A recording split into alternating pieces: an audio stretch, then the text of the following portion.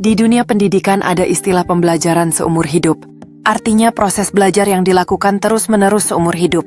Hal itu disertai kerelaan dan motivasi diri. Yesus Kristus belajar menjadi taat kepada Bapa.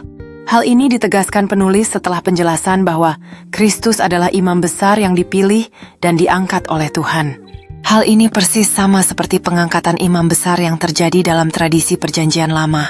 Jabatan yang diberikan Tuhan secara turun-temurun dari suku Lewi. Tugasnya adalah mempersembahkan kurban untuk pengampunan dosa dan melayani umat Tuhan. Namun imam besar itu adalah orang yang lemah, sehingga harus memberi persembahan kurban penghapus dosa atas dirinya sendiri. Penulis surat Ibrani ingin menegaskan bahwa Yesus Kristus adalah imam besar.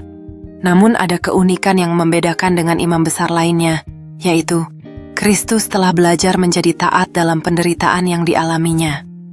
Kristus telah mengerjakan karya keselamatan dengan sempurna, sehingga ia menjadi sumber keselamatan. Dalam perjalanan hidupnya, Yesus mengalami berbagai penderitaan dan tantangan yang mendalam. Saat berdoa di taman, ia menyaksikan beban berat yang harus dipikul demi keselamatan umat manusia. Pengorbanannya di kayu salib menjadi puncak dari kasih yang terbesar. Keunikan Yesus yang mau taat dalam penderitaannya menguatkan jemaat penerima surat Ibrani.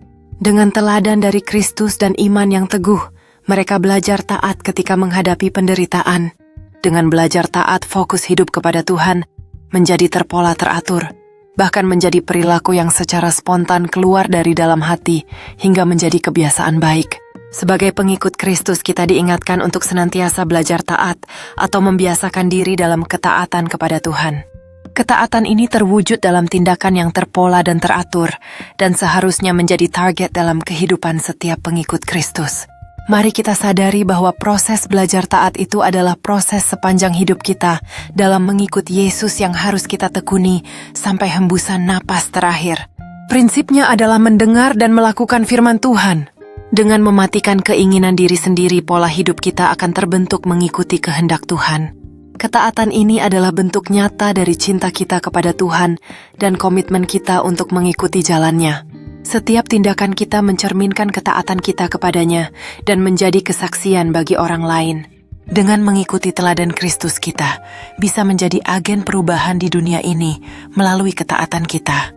Setiap langkah kecil dalam ketaatan membawa kita lebih dekat kepada Tuhan dan memperkuat hubungan kita dengannya. Amin.